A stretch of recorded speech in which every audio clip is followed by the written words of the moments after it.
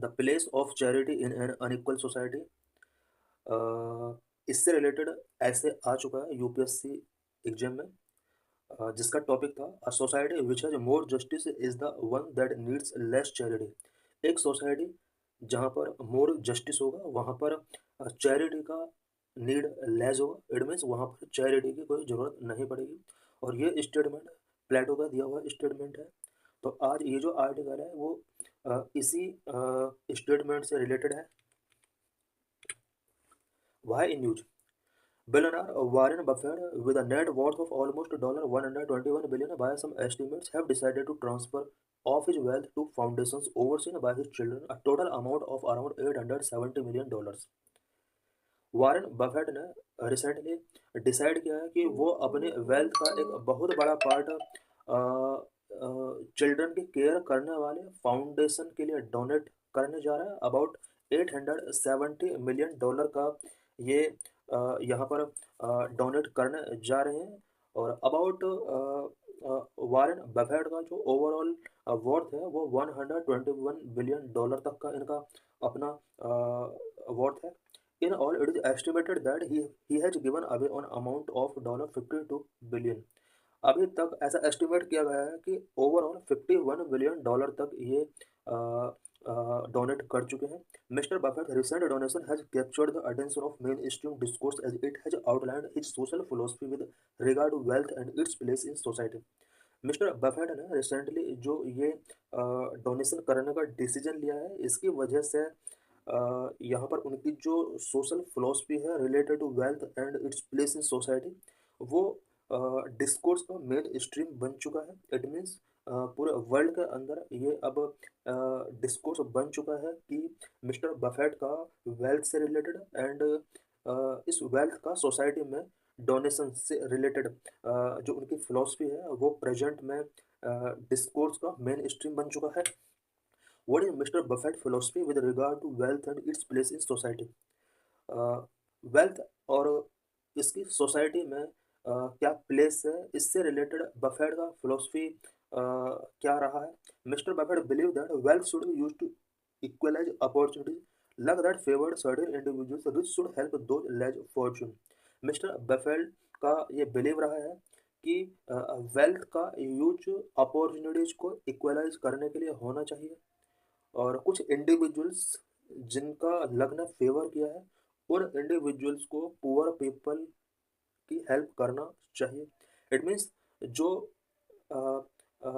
लेज Fortune people हैं उनका help rich people को करना चाहिए। While it is not wrong to accumulate wealth during one's lifetime, allowing it to build across generation is a problem of society।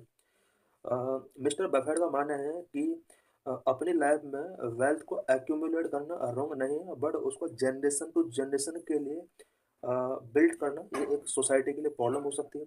Inequality is not a question of luck but of specific policy institutions determined by society. Mister Buffett का मानना है कि inequality अगर society के अंदर है तो ये क्वेश्चन ऑफ लक नहीं है, बल्कि ये सोसाइटी के द्वारा डिटरमाइन किए गए स्पेसिफिक पॉलिसी इंस्टीट्यूशंस का एक रिजल्ट है। इट मीन्स ये जो सिचुएशन है जो सोसाइटी के अंदर इनइक्वालिटी रेज हुआ है, ये कहीं ना कहीं सोसाइटी के द्वारा डिटरमाइन किए गए स्पेसिफिक पॉलिसी इंस्टीट्यूशंस का एक रिजल्ट है, ना कि ये लक का रिजल्ट है। Relation between charity and social justice.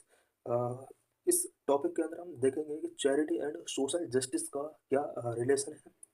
Number one, justice and charity are two fundamental pillars of any civilised society. किसी भी सिविलाइज्ड सोसाइटी का justice and charity two fundamental pillars होते हैं। While justice seek to maintain and establish equity, fairness and equal opportunities for all members of the society, charity address the immediate needs of disadvantage and suffering people.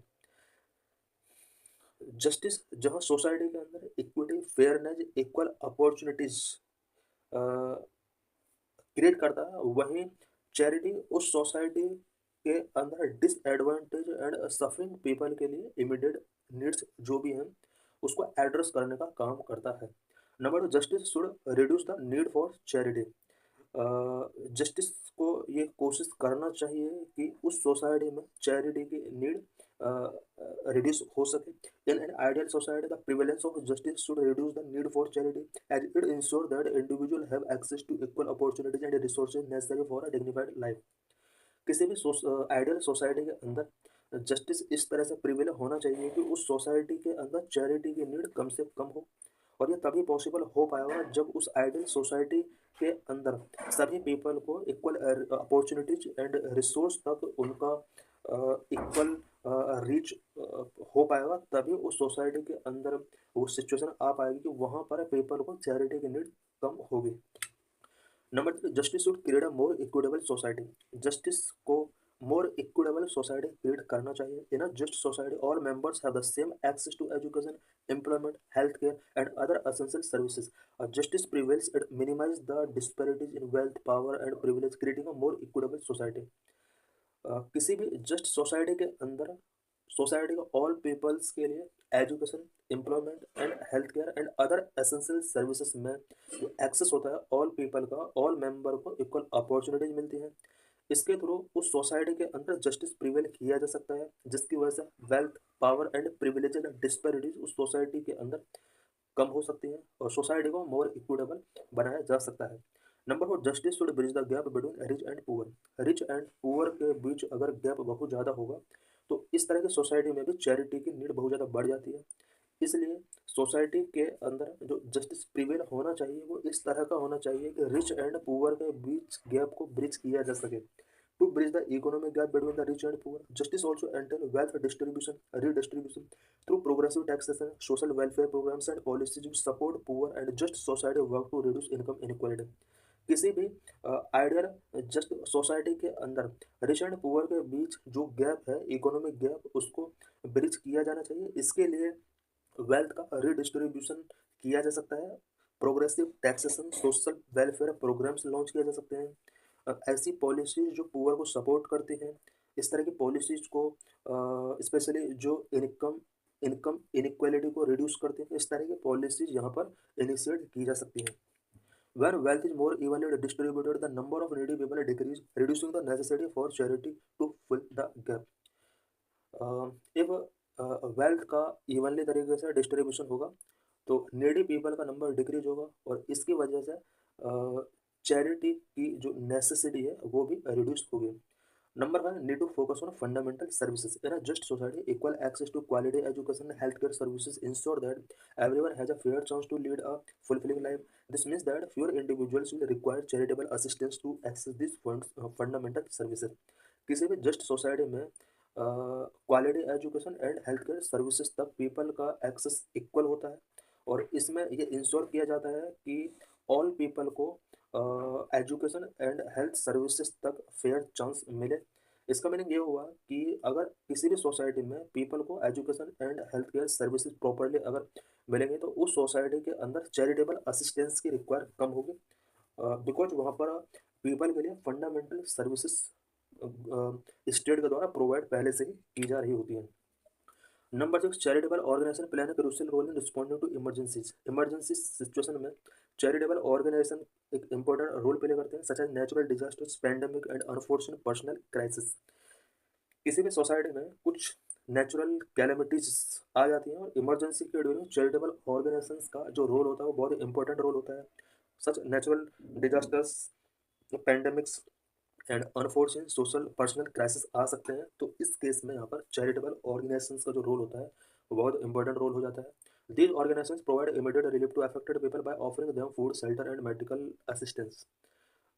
Natural disaster की situation में charitable organisations people को food, shelter and medical assistance provide कराते हैं।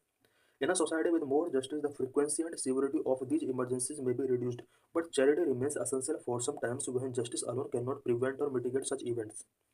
किसी भी just society के अंदर emergency situation में चैरिटेबल ऑर्गेनाइजेशंस नीडी पीपल या अफेक्टेड पीपल का हेल्प करते हैं, बट मोर जस्टिस अगर सोसाइटी के अंदर होगा तो उस सोसाइटी के अंदर frequency and civility of emergencies कम होगा और असेंशियल नीड जो भी है जो चैरिटी के थ्रू लोगों को मिलना चाहिए उनकी नीड भी कम होगी, बिकॉज उस सोसाइटी के अंदर जस्टिस जो प्रिवेल है वो बहुत ही बेटर तरीके से प्रिवेल है और उस सोसाइटी के अंदर चैरिटी से मिलने वाली फैसिलिटीज़ की पीपल को नीड नहीं होगी। Number 7, justice can provide long-term solutions while charity is short-term. Certain groups in society, such as poor, homeless, refugees, and victims of violence, may still require charity even in the presence of justice. Society के अंदर एक ऐसे society जहाँ पर justice prevail है, उस society के कुछ certain groups such as poor, homeless, refugees and victims of violence, इन पीपल को जस्टिस प्रिवेल होने के बाद भी चैरिटी की नीड हो सकती है। Justice can provide long term solutions to some of these problems by addressing systematic issues, but charity remains vital in the interim to all alleviation suffering and protect the most vulnerable. Justice people को long term solutions provide कराता है और ये systematic issues को address करता है, but charity जो होता है वो मोस्ट वल्नरेबल पीपल के प्रोटेक्शन के लिए यहाँ पर इमरजेंसी सिचुएशन में हेल्प करता है। While justice and charity serve different purposes, in fact, they can work together to create a more compassionate and equitable society. When justice is the foundation, charity can be more effective in addressing immediate needs.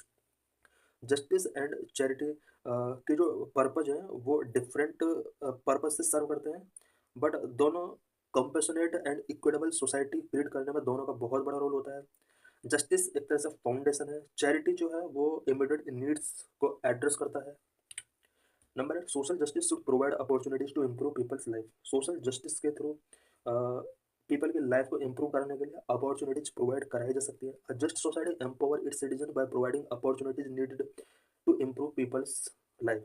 People की life को improve करने के लिए citizens को opportunities provide कराने का काम just society करता है। When individuals are given the means and opportunity to overcome challenges and achieve self-sufficiency, they are less reliant on charity. अगर इंडिविजुअल को पहले से ही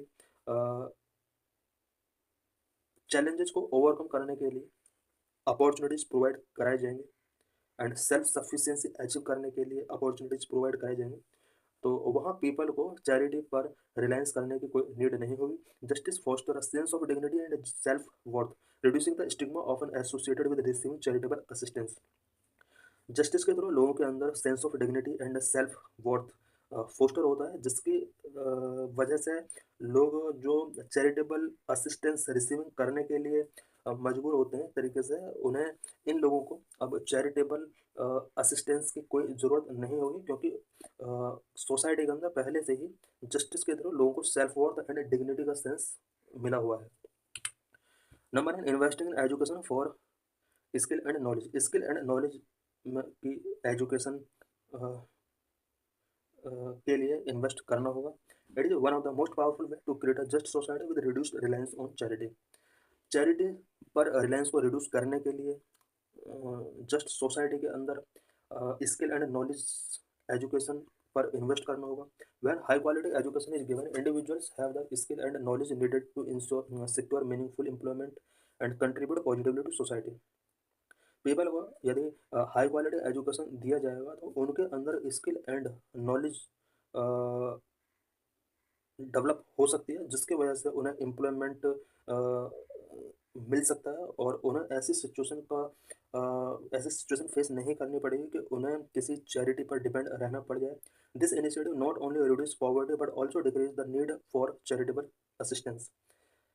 स्किल डेवलपमेंट का एक फ़ायदा ये हो सकता है कि पीपल एम्प्लॉयबल हो सकता है, उसको जॉब मिल सकती है और उसकी वजह से उसका पॉवर्टी रिड्यूस हो सकता है। पॉवर्टी रिड्यूस होने से चैरिटेबल असिस्टेंस की नीड उसकी कम हो सकती है। Number 10, justice and charity are intertwined aspect of a well functioning society. किसी भी वेल फंक्शनिंग सोसाइटी के लिए जस्टिस एंड चैरिटी इंटरवाइंड होते हैं। Charity is essential for providing immediate relief to those facing vulnerabilities and crisis. Justice serve as the foundation for long term equity and fairness. Charity किसी भी society में vulnerabilities and crisis face करने वाले people के लिए immediate relief provide कर सकता है, जबकि जस्टिस जो होता है वो किसी भी सोसाइटी में equity and fairness, long term equity and fairness के लिए फाउंडेशन का वर्क